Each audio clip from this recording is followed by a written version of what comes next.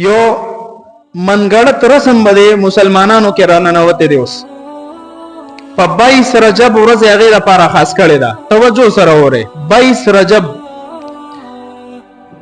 شیعاګان او دا بدعتیان خلق چې دي دوی د 22 رجب باندې د امام جعفر صادق رحمت الله علیه ته د یو خبره نسبت کوي چې هغه مونږ ته ویلي دي ثابت دي چې په 22 رجب باندې ما پس فاتحه خوانی کوي راجمع کېږي یو مجلس جوړوي هغه کې به د امام جعفر صادق رحمت الله علیه متعلق څه خبره بم کوي خوراک سکاک مختلف قسم کانا پینا به تیار کې خپل بم خوره او خلکو باندې بم ویشه.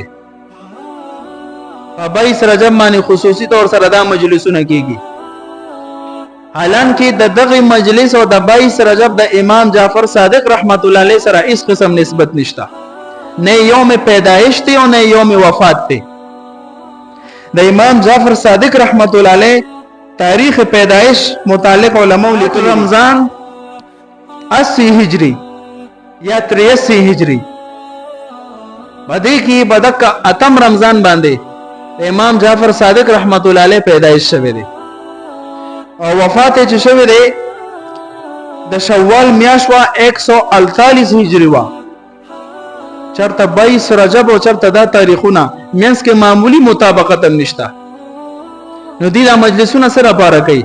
اصل وجه درته وایم علماء لیکلي دي چې په 22 رجب باندې د امیر معاویه رضی الله عنه وفات شو او د شیعاګانو خدا صحابي ډیر زیات بدی شي بالکل نه دی خو بدر دی یا خدا نور صحابه تکفیر کوي نو دا خو بالکل لغي نوم نه دی خو. نو په 22 رجب باندې دا خلق مجلسونه کوي د امیر معاویه رضی الله عنه په وفات باندې خوشحالي مناوي. کله چې دا رسم ایجاد شو هغه وخت د اهل سنتو دور وو نو اوی رد کړو منه کړو چې بای علل اعلان دا سيزونه مونږ نه منو. نو دغه خلکو با په پټه پټه د یو کس د کور انتخاب کو چې الته بټول جمع کیګو او دک رسم به الته مناو. د امیر معاویه رضی الله عنه په وفات باندې خوشحالي الته مناو. مټي به تقسیمولا مختلف قسم خوراکونه بو.